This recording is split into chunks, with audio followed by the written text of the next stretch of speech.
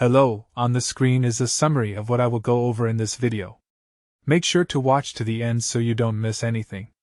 Step 1. Understanding the basics of MLA citation.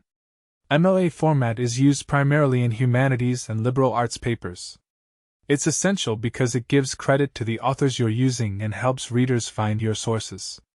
The current version emphasizes simplicity and flexibility, so don't stress if you see slight variations online.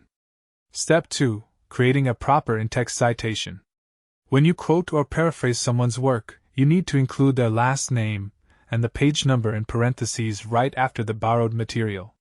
For example, if Jones wrote something on page 42, you'd write it like this: Jones 42.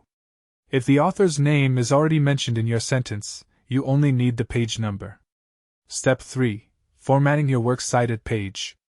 This page goes at the very end of your paper and lists all sources in alphabetical order. Use a hanging indent, which means the first line is flush left and subsequent lines are indented. The entire page should be double-spaced, and the title works cited should be centered at the top. Step 4. Citing different source types correctly. Books need author, title in italics, publisher, and publication year.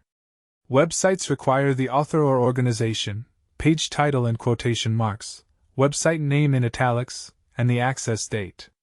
For journals, include author, article title in quotation marks, journal name in italics, volume and issue numbers, page range, and publication date. Step 5. Avoiding common formatting mistakes. Many students forget to italicize titles or use quotation marks incorrectly. Remember that longer works like books and journals are italicized, while shorter works like articles and poems use quotation marks. Double-check your alphabetical order and indentation before submitting. Keep your citations consistent throughout the entire paper.